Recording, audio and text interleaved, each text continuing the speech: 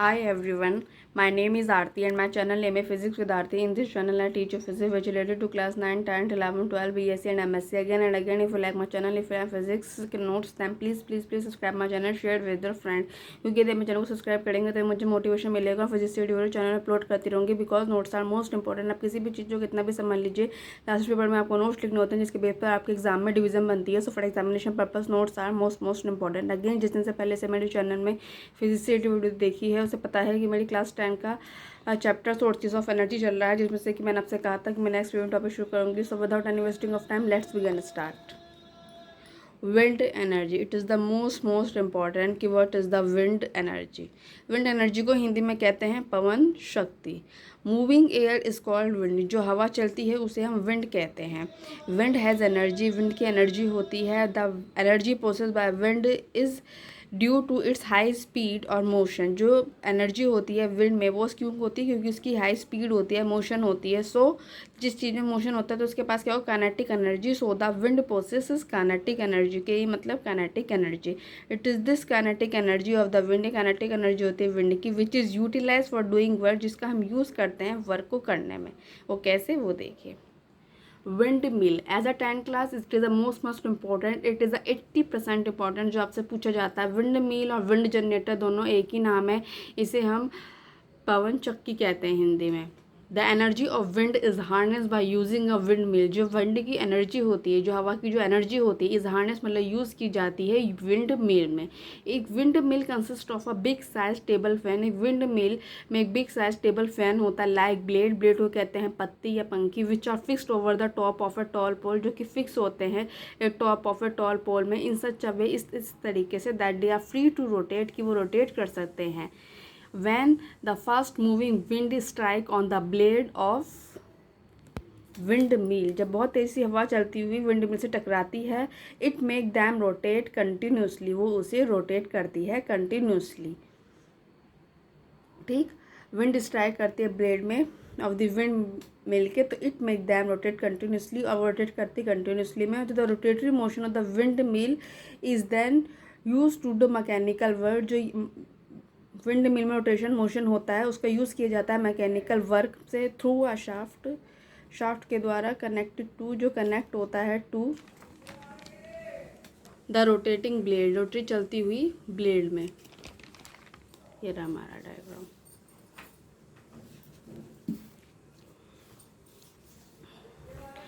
इसमें क्या है, ये हमारी एक शाफ्ट है. शाफ्ट किसे कहते हैं, डंडा कहते हैं. ये हमारी वायु, ये हमारी विंड जिसे कहते हैं हिंदी में विंड. काइनेटिक एनर्जी टकराई शाफ्ट से. शाफ्ट क्या है, ये डंडा. ठीक, और ये क्या है, इसके ब्लेड. ठीक, जिसे हम कहते हैं विंड टरबाइन, जिसे पवन चक्की कहा जाता है. ये एरा पोल जिस पे जब मैं कहता टोल पोल से ये अटकी होती है, एरी टोल पोल में. शाफ्ट किससे कनेक्टेड है, स्मॉल इलेक्ट्रिक जनरेटर से. जब जनरेटर रोटेट करता है तो क्या प्रोड्यूस करता है, इलेक्ट्रिसिटी. तो यहाँ पे क्या प्रोड्यूस हो रही है, हमारी इलेक्ट्रिसिटी. विंड आई, विंड में हुई काइनेटिक एनर्जी जो कि मूव कर रही थी. विंड टरबाइन जिसे हम पवन चक्की कहते हैं, या आप इसे कहते सकते हैं इसकी ब्लेड कनेक्टेड है शाफ्ट से. टकराई शाफ्ट भी, शाफ्ट ने देखो ये एरो बना रखा है, मूव करा. स्मॉल इलेक्ट्रिक जनरेटर भी मूव करेगा तो क्या होगी, इलेक्ट्रिसिटी प्रोड्यूस. तो ये हुआ हमारा डायग्राम जो कि मोस्ट इंपॉर्टेंट है. Wind mill of wind power electric generator. ठीक, तो ये हो गया, हमने बताया. The wind mill use for generating electricity is called a wind turbine. जो विंड मिल जिसका यूज़ किया जाता है इलेक्ट्रिसिटी को जनरेट करने में, उसे हम विंड टर्बाइन कहते हैं. जिसे विंड टर्बाइन को भी हिंदी में पवन चक्की कहा जाता है. जो कि ये देखो, ये मैंने कहा था ना, इसे आप ब्लेड भी कह सकते हैं जो घूमते हैं. विंड टर्बाइन पवन चक्की भी कह सकते हैं. ठीक, and a complete setup of generating electricity by using wind energy is called wind generator. और जो complete setup है, जैसे जिसका यूज़ किया जाता है इलेक्ट्रिसिटी को जनरेट करने में विंड एनर्जी को यूज़ करके, उसे हम कहते हैं विंड जनरेटर. और मैंने देखिए डायग्राम में लिख भी रखा है, विंड मिल ऑफ विंड और विंड पावर इलेक्ट्रिक जनरेटर. ये रहा हमारा डायग्राम. ठीक, देन उसके बाद दे रहा, we will now describe a wind power electric generator in somewhat detail. अब मैंने जो चीज़ आपको बताई वही मैंने इसमें सब लिख रखे. देखिए, wind generator which is use to generate electricity by using wind energy shown in the figure. एक विंड जनरेटर जिसका यूज़ किया जाता है इलेक्ट्रिसिटी को जनरेट करने में विंड एनर्जी को यूज़ करके, वो फिगर में दिखाएगा जो मैंने आपको बताया. When the first moving wind strike the blade of the wind, जब ये फास्ट मूविंग विंड स्ट्राइक होती टकराती है ब्लेड ऑफ द विंड से, विंड टरबाइन से, then the wind turbine start rotating continuously. तो विंड टरबाइन रोटेट करते हैं कंटिन्यूसली इसमें, जो मैंने आपको बताया था अभी। और the shaft of the wind is connected to a small generator, जो शाफ्ट होता है वो कनेक्टेड है विंड टरबाइन के किसी स्मॉल जनरेटर से। और when the wind turbine rotate, जब विंड टरबाइन रोटेट करता है, इस शाफ्ट ऑल्सो रोटेट, शाफ्ट भी रोटेट करता है और ड्राइव द जनरेटर, जनरेटर को चलाता है। और जनरेटर क्या प्रोड्यूस करता है? इलेक्ट्रिसिटी। तो बात समझा देते हैं, ये विंड हुआ, विंड टरबाइन रोटेट किया, शाफ्ट रोटेट हुआ, जब इलेक्ट्रिक जनरेटर रोटेट हुआ तो इलेक्ट्रिसिटी प्रोड्यूस हो गई। ठीक, the electricity generator by a single wind turbine is quite small. जो इलेक्ट्रिसिटी जनरेट होती है एक सिंगल विंड टरबाइन के द्वारा, वो बहुत कम होती है। Because a single wind turbine can run only, क्योंकि single wind turbine can run कर सकता है ओनली अ स्मॉल जनरेटर, केवल एक स्मॉल जनरेटर को टर्न कर सकता है, ठीक है, रोटेट कर सकता है। So in order to generate a large amount of electricity, तो बहुत ज़्यादा हमें अगर इलेक्ट्रिसिटी चाहिए तो a large number of wind turbine are erected over a big area of land. तो हम एक बहुत सारे विंड टरबाइन, ये जो मैंने अभी आपको एक दिखाया, ये विंड टरबाइन है ना, ये पूरा एक विंड टरबाइन का, ये विंड मिल का है। ऐसे ही बहुत सारे, ऐसे ही ठीक ऐसे ही, जैसे ये एक लगा रखा तो ऐसे ही 5 6 7 हम लगा देते हैं, उससे भी ज़्यादा लगा देते हैं हज़ारों की संख्या में, जिससे कि हमें क्या बनता है?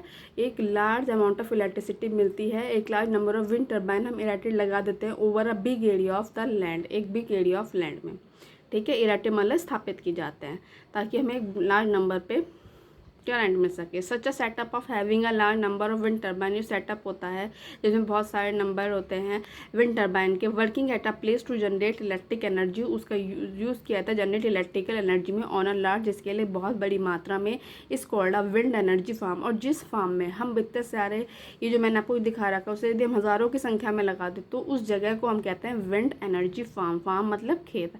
The small electricity generated by each wind generator is combined together to obtain electricity on large scale. एक स्मॉल इलेक्ट्रिसिटी जो जनरेट की जाती है विंड जनरेटर के द्वारा, इस कम्बाइंड टुगेदर मतलब बहुत सारी लगा दे तो हमें क्या मिलेगी? एक इलेक्ट्रिसिटी मिलेगी ऑन अ लार्ज स्केल में, बहुत बड़ी मात्रा में। Wind energy is renewable source, इसे रिन्यूएबल सोर्स ऑफ एनर्जी कहा जाता है, which will never get exhausted, जो कभी भी ख़त्म नहीं होती है। What is a renewable source, what is a non renewable source, इस यूट्यूब चैनल अपलोड कर चुकी हूँ, जिस नहीं जाकर देख सकते हैं।